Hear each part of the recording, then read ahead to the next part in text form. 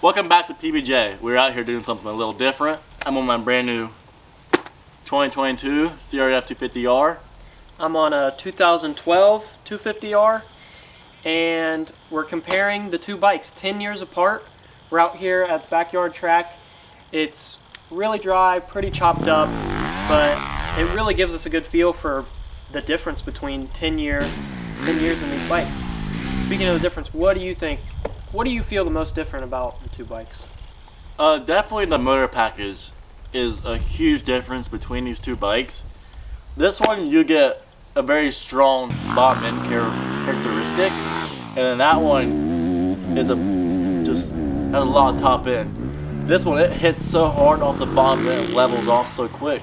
But that one feels like you're just still climbing. You're still reaching that power, which the bottom end is really nice here. I can hit all these ruts in third gear, be really smooth. Where that hit in second and shift really quick to stay in the power. But also the bottom end helps with, you make that little bit of mistake, your power is right back there. So it's not as drastic of a mistake. It's easier to correct. What's your biggest? Yeah, the motor you can definitely tell. I mean, they're both 250s, but the way that they use their power, you can tell is different. This one has a little more top end, that one has more bottom. And yeah, I totally agree with that. But also just the whole feel of the bike, you know, that's a 10-year newer bike than this one. And you can definitely tell this one is just, you kind of feel antsy, you're kind of sit lower in the bike, and I don't know, that one you just feel a lot more comfortable and more control. You feel more planted into the corners. But this one isn't too bad. Like you can definitely ride this one hard and still be there, but you know, you kind of lose your front end a little bit more, and you're just not as much control on that one. But yeah, just banking off what PJ said, I'm 6 foot, so I'm a little bit of a taller rider for dirt bikes at least. But this bike, you sit a lot higher on this bike than you do that bike, which fits me a lot more on this bike since I am a little bit taller. But what is nice about sitting a little bit lower is you get in that rut, you feel a little bit more planted. But I still like to lose my front end on that bike. I don't know why, but I wanted to push out of the ruts really bad, and I wanted to wash my front end a lot. Which I don't know how much of is it the bike or the suspension? And suspension has been done, but yeah. Yeah, I mean, we didn't tailor the suspension for ourselves this time. Like we didn't go and set the set. I mean, this is your bike, so yeah, this bike is set for me. But I mean, we didn't set this bike at all, and I mean, we're close in height and weight. I mean, he's heavier, but I can still feel that one's more control. But we did do lap times, which, I mean, you know, this is just one track. You don't really know until you know, but the lap times did show that one was faster, about a second faster. I was a second faster on that than this. He was about 2 seconds faster, which that could play into him. I mean, that is his bike, but you can definitely see that one's faster around a track. Whatever it is, the handling, the suspension, the power, but the numbers don't lie. So, and we were both faster on it, so it is faster around the track. It's still very close though. So let's say you're wanting to get into motocross. You want to get a dirt bike, looking at 250F, and you want to start racing. That's the better choice for you if you're just not getting into it. Now, if you're a more experienced rider and you've raced more, this would probably be your bike, because it's gonna give you that little bit more of an edge.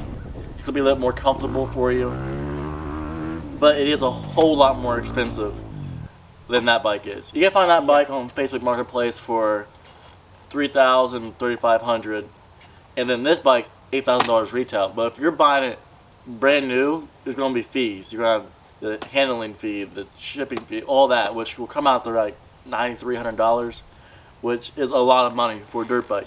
Mm-hmm. And then the money you would save buying that bike and get a Yoshi for it, get suspension done for it, which will make it even more competitive. So if that's kind of what you're looking for, yeah, that'd be your better option. You got anything? Yeah, not even talking about the price of what you can do for this, but if you're just entering motocross, you have to buy boots, you have to buy helmet, you have to buy gear, you'll have to pay to get into a track. It's a really expensive sport, and to spend all the money in one place on the bike isn't really worth it, because let's be honest, if you're just starting, you're not going to be that good, and this is going to suit you a lot better. But I don't know, for us, you can definitely tell that one is better and more fun. I mean, everyone wants to look cool at the track. Everyone wants to have the newest bike.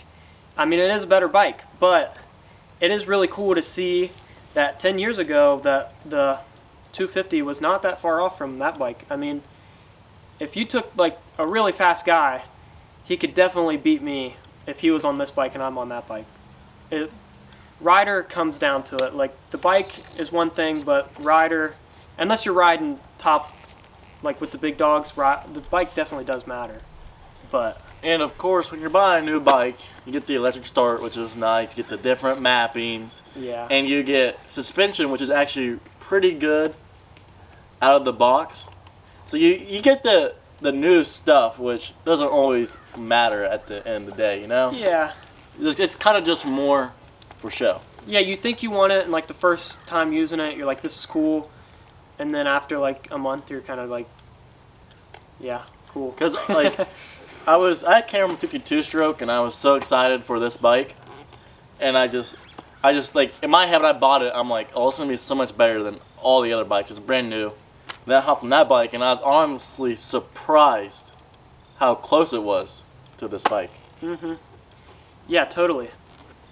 But the overall pros and cons for me is just, this bike's newer, and I don't know, it's kind of hard to do the pros and cons because they're kind of like same, but they're different. Like, the motors kind of feels completely different, but yeah. What's your biggest pro and what's your biggest con? I mean, hands down, the biggest pro of this is the price. I mean, you can't beat the price. Like, this is still a good bike, and compared to that, I mean, not a lot of people can afford that. But the pro of that, I mean, just the whole bike, pretty much everything's better, obviously. It's not that much better, but it is better. So, I don't know. I mean, if you're riding one of these and you're competitive and you're racing like every weekend and you can't seem to get that extra time off and you keep getting passed at the track, you know, maybe get a new bike and you'll definitely be faster. But, you know, if it's just, you know, personal to whoever is buying it. And also, it's subjective. if you're getting in the racing, you don't have to buy a 10-year-old bike. You can buy a 5-year-old bike. Yeah. Which will still be super competitive too. Yeah. But at the end of the day, it's so close. If you're a beginner rider, get that bike. If you're a more experienced rider, get a newer bike. But I do have a couple of complaints with this bike, which you'll see in another video of my 1-month review of this bike.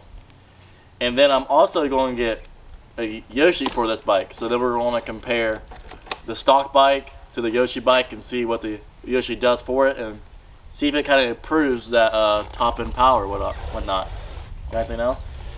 That's about it. Thanks for watching. We'll see you next time.